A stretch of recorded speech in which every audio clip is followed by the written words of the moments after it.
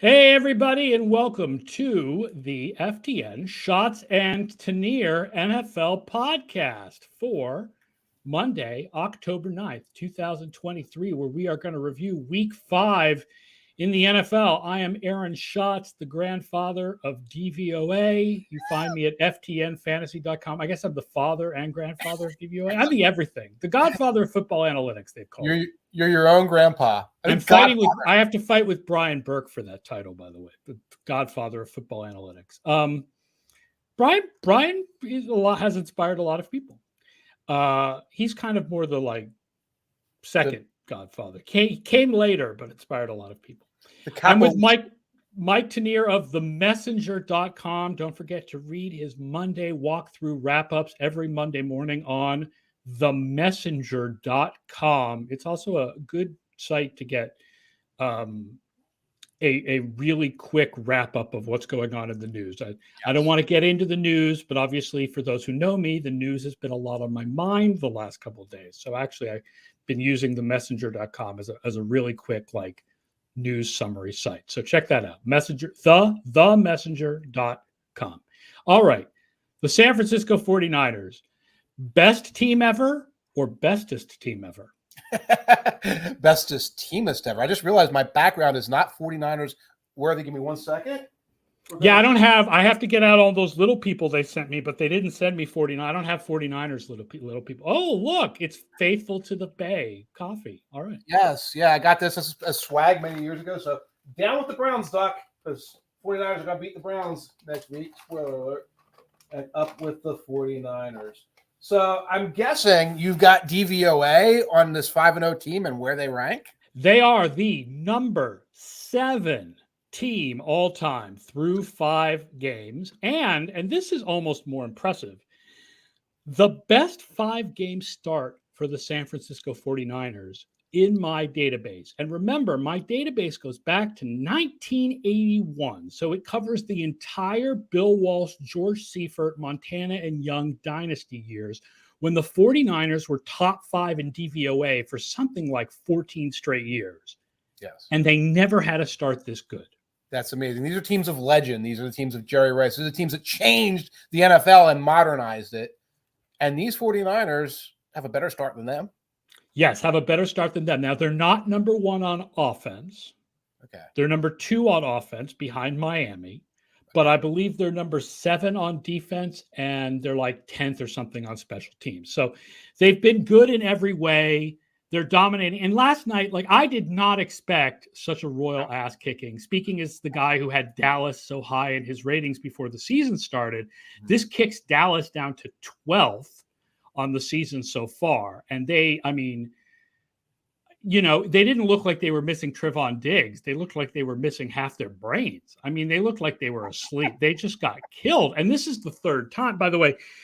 It could be one of those matchup things where they just don't match up well with the 49ers. And I know you're thinking, who does match up well with the 49ers? And I'm not sure what the answer to that question is, at least when it comes to the 49ers offense. But I think what we know is that Dallas specifically does not match up well with the 49ers because they've lost now in the 2 playoff games. And then this was the biggest of any loss they've had to the 49ers for a while.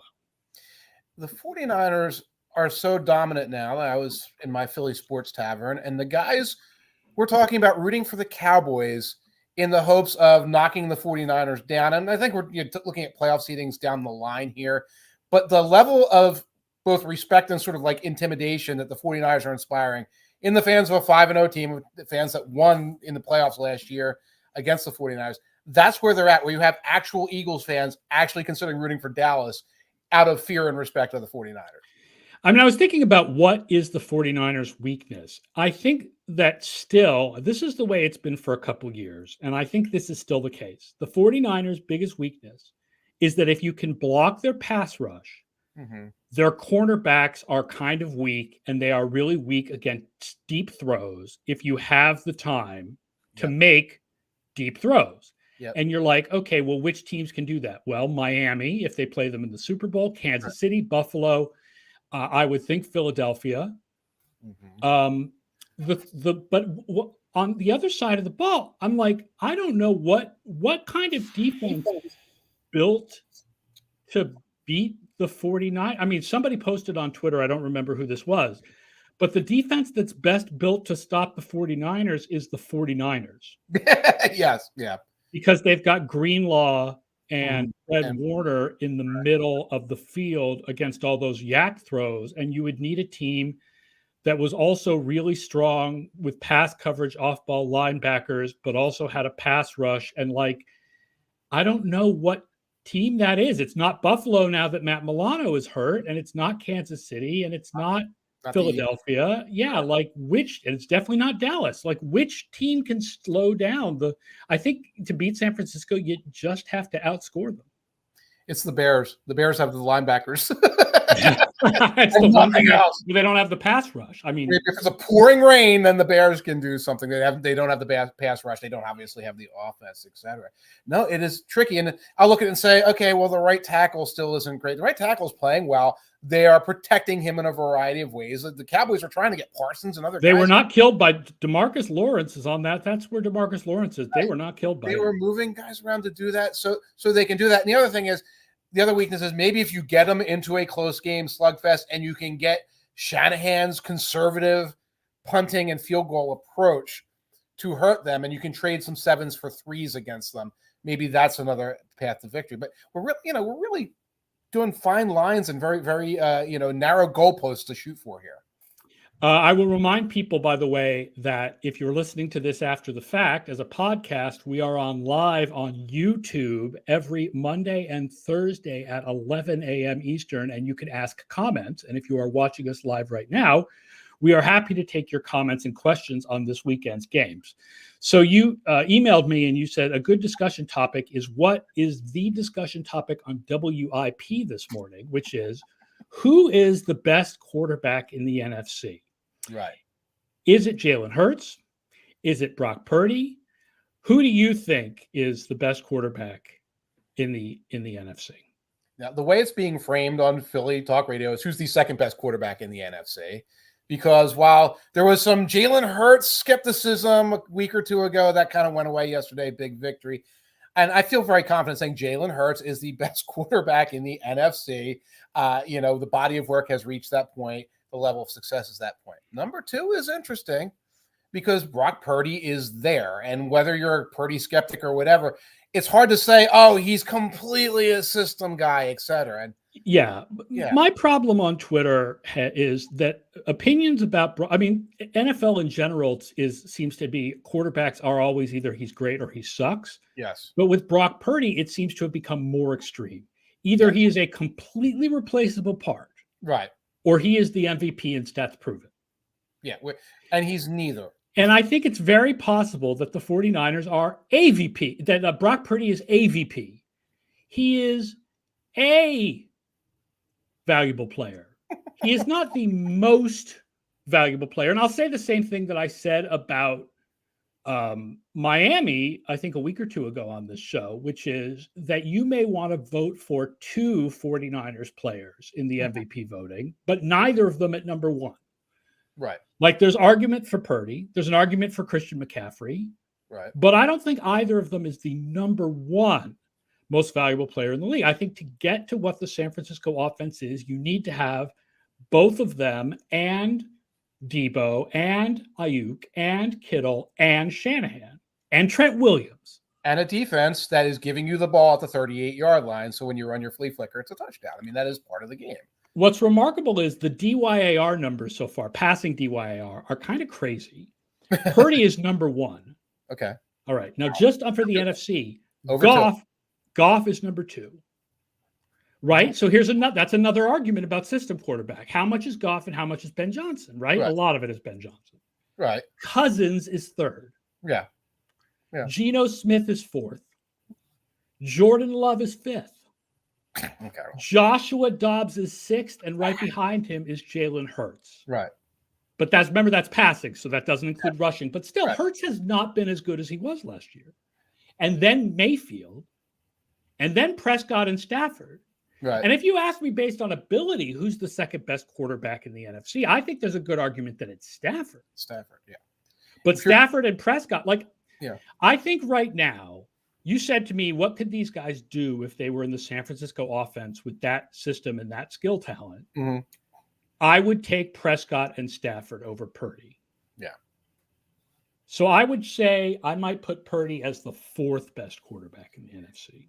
I would take Stafford. I would probably take Prescott. I would probably take Goff because we've seen Goff succeed in systems so many times now over so many years that it's hard to like really fault him for that. I guess in the NFC, and again, I'm putting Hurts at the top of this list right now. And I would put Hurts at the top despite the fact that our numbers don't have him as good this year as he was last year. Yeah.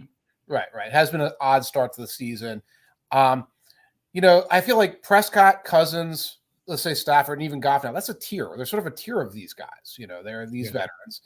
And I see no reason not to keep Purdy into, or at least introduce him into this tier. I think that that's where he belongs. This is a guy who's going to, no matter what, have this long career, and there'll be ups, there'll be downs, there'll be playoffs, there'll be playoff victories, things like that. I can't put him ahead of that yet, not after 12 starts. Right. He's going to hit a speed bump at some point. Right. He's going to hit a speed bump at some point, and then we will learn more about him. But I think that's the tier right now. And I think that's a good place for him to be at this point in his career. Yeah.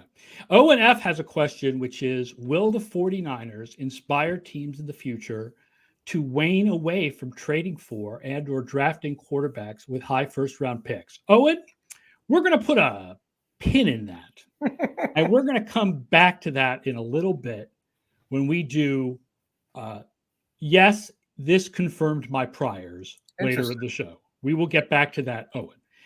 Let's talk a little bit about Buffalo, because I think you and I disagree about the Buffalo Bills. Buffalo is still super duper high in DVOA. Like, they're only a few percentage points behind San Francisco. It will surprise people just how small the gap is between those two teams before you get to the rest of the league.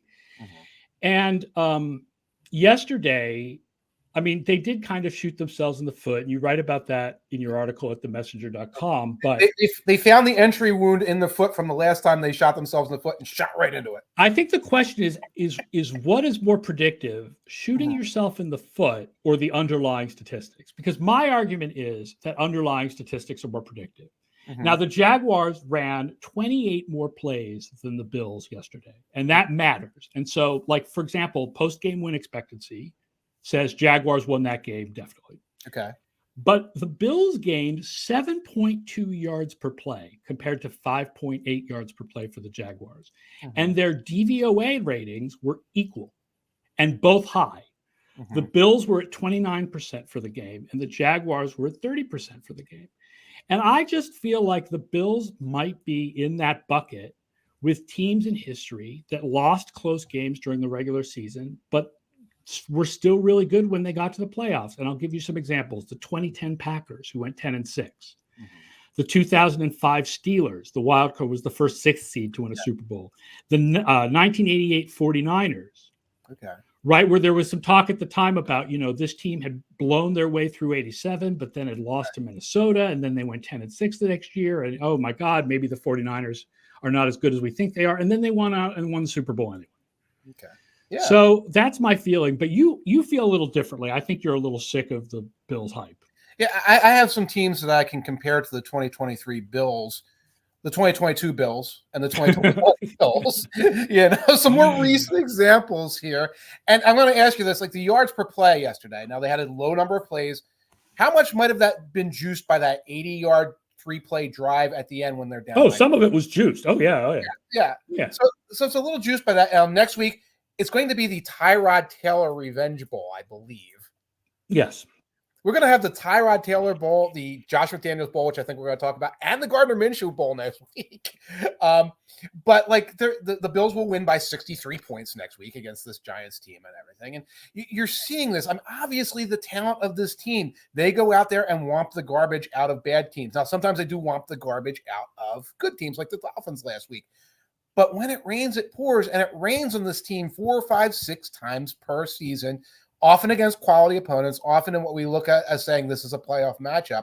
And I look at that and say, are what we're seeing analytically their ability to romp these bad teams that does not necessarily translate because of their coaching, because of their style, whatever, to when they play these better teams?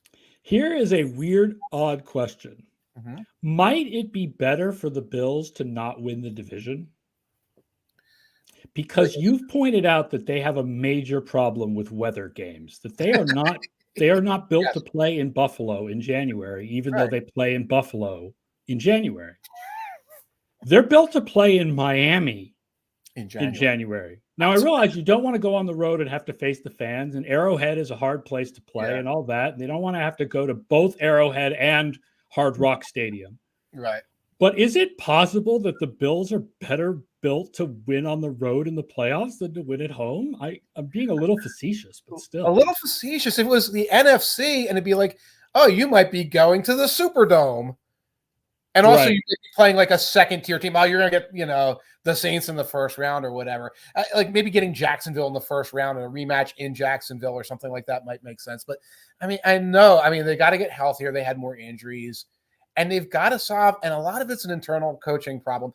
Yesterday, I felt it was more on defense, where Sean McDermott was sending like that Johnson and these guys on these blitzes, and Lawrence and Peterson were a step ahead of them. And I think some of it has to do with trying to adapt to the losses. There's no question the Bills are less likely to make it to the Super Bowl now than they were before yesterday. Yeah. Not because of the loss as much as because of the loss of Matt Milano. Like they've now lost 2 of their 3 best defensive players for the season. And their third is 80 years old. So, there's no question the Bills' defense is, they're still number 1 in Dave, I think. And I had them projected number 1 before the season. They're not going to be number 1. They're not going to be number 1 for the season. Bill Houston says, at what point does the Bills management look at a new head coach to get them over the hump? And do you see the Matt Milano injury significantly impacting them? I know I'm Mr.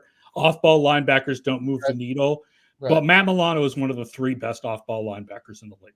Right. Like Fred Warner. Like it moves the needle.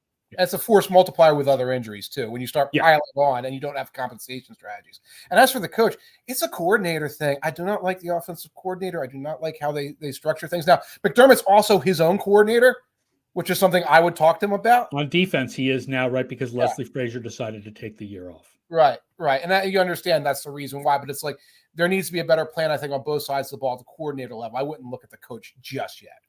Speaking of, by the way, the weather, Grouchish points out Aaron Rodgers was amazing in a dome and didn't get the home field advantage from Lambeau you might expect.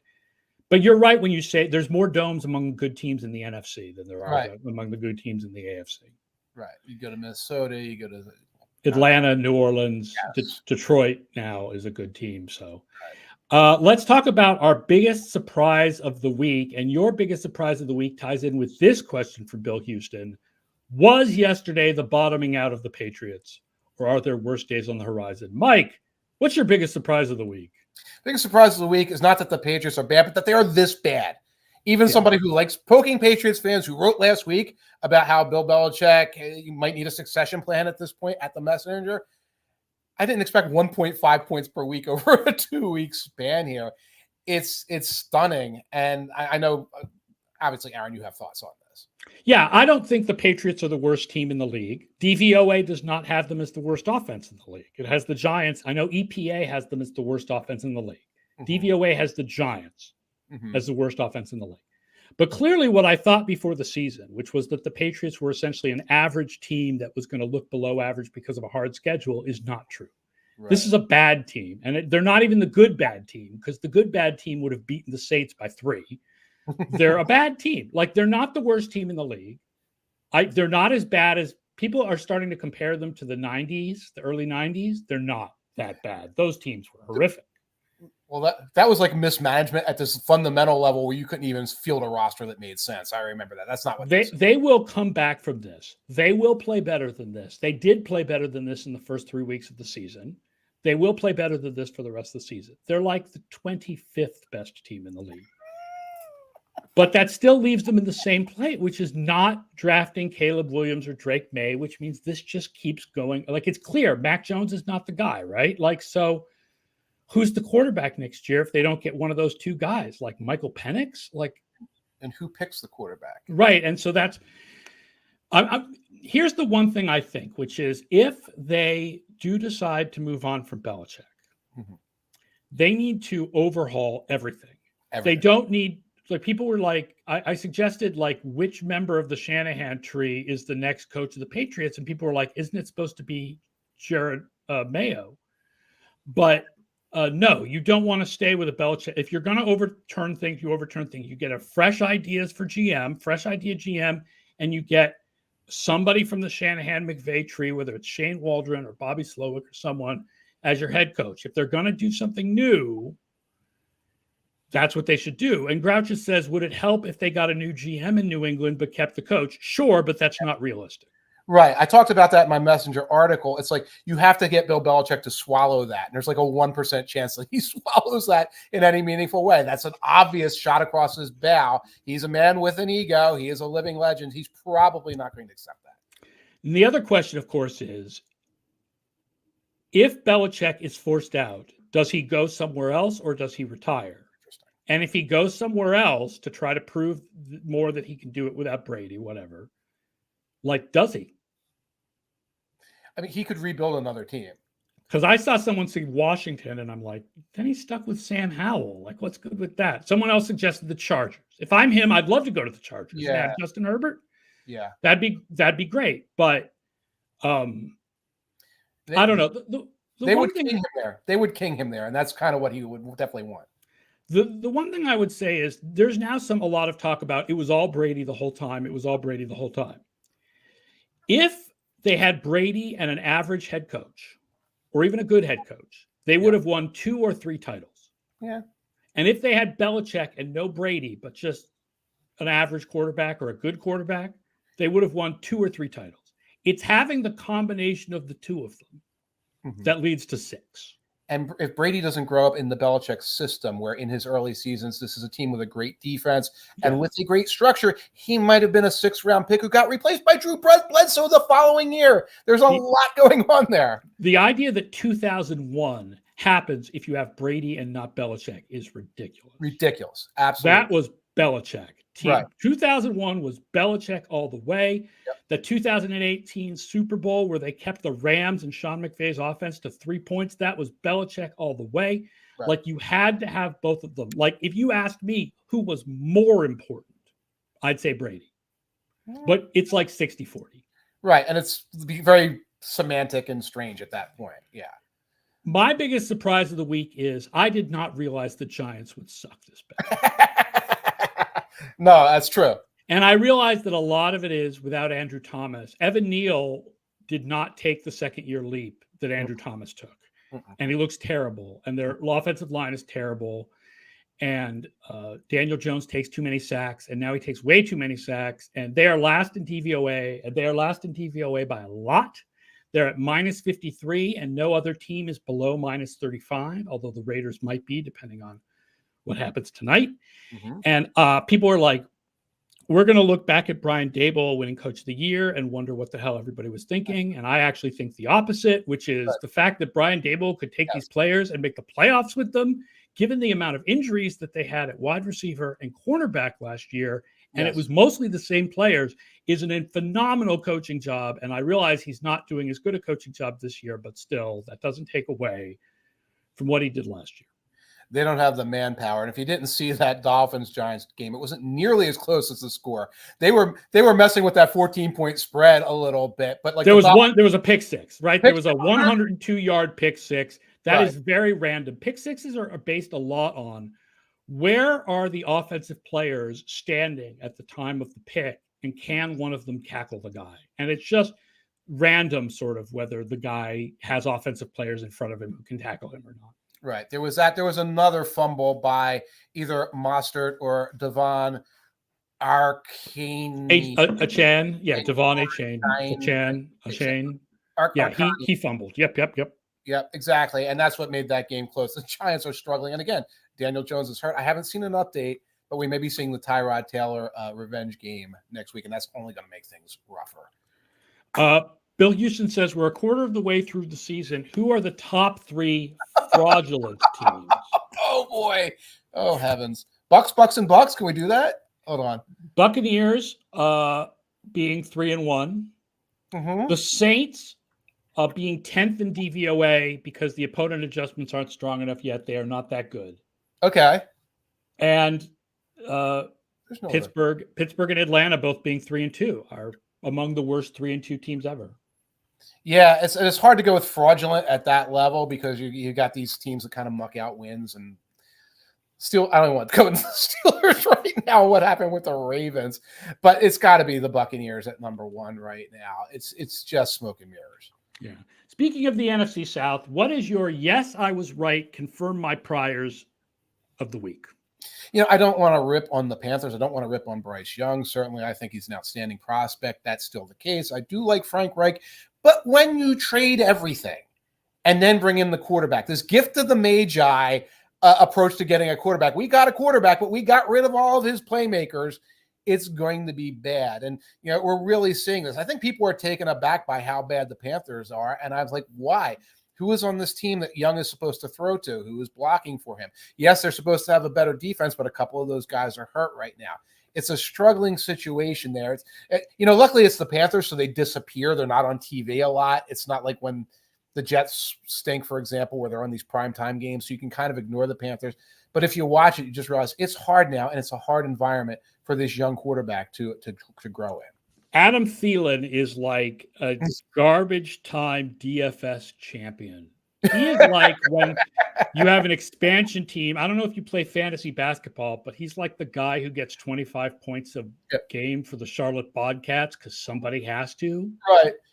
Right. In the low post in the fourth quarter. Yeah, just So do you think, going back to Owen's question, do you think the 49ers are going to inspire teams to shy away from those big trades because they made that big trade for Trey Lance and it didn't work? Not just that they made the trade for Lance, but that they found Purdy in the 7th round and that the structure they built around it was successful. And, we have the Eagles with Jalen Hurts. He was a 2nd-round pick. He's got a structure around him, which is successful. Dak was a 4th-round pick. And the Cowboys have had success. There's a lot of examples right now of saying, build the team, develop the quarterback. I don't know if anyone's going to emulate that, but there seems to be that's a reasonable model for success. I did see somebody say yesterday, all due respect to Bryce Young, he was a great college player, but he just doesn't have the skills to make it in the pros. And I do want to point out, you do not make that decision after 5 games. No. You know what it is? Because of the way they're separated, he looks small. He looks small because he's always under pressure, always on the run, and he can't find his receivers. So it looks bad for him right now, but don't make that blanket judgment. I was right, confirm my priors comment of the week is DVOA has had the Denver defense much worse than yards per play and points per game over the last couple of years. And I think that's been borne out by the way that they've collapsed this year. Yeah. That defense was never as good as people thought. Right. With all due respect to Patrick Surtain, who is just one dude. Right. That defense was never as good as people thought. And it's not good. Right. I feel like when I would watch the games last year because they were fun, interesting train wrecks to watch, a lot of times it looked like opponents were getting conservative on the Broncos. It's like, kick a field goal, they're not scoring. Punt, they're not scoring. So it made the defense look a little better last year. I'm not saying it was a bad defense last year, but like people would say, look at the final score there, No, but it was an average defense or a little bit above average, and people thought it was like a very, very good defense. Hey, the final score was 22-6. The defense held up his end. It's like the other team probably could have put 31 or 34 up. They just didn't care. And I think we're seeing the fruits of that this year. What did you think of the Broncos' alternate uniforms that they wore yesterday? I love the helmets. I think a lot of people said this. I love the helmets. It was beautiful. And the all orange was like bad Tennessee alternate uniform. Yeah, my girlfriend she was like, "Oh, what is that?" And you don't get a lot of that response. So that she did not like them at all. You got my spine. You've got my orange crush. The Cardinals look like Louisville. They had an alternate uniform. Yeah, but they had all black with red piping. Couldn't see their numbers. I couldn't see their numbers. Yeah. Usually we review the reverse post-game win expectancy games, but there were none this week. Wow. All the people who should have won. Right. So let's count down the DVOA top 10, or count it up anyway. Number 10, New Orleans. No opponent.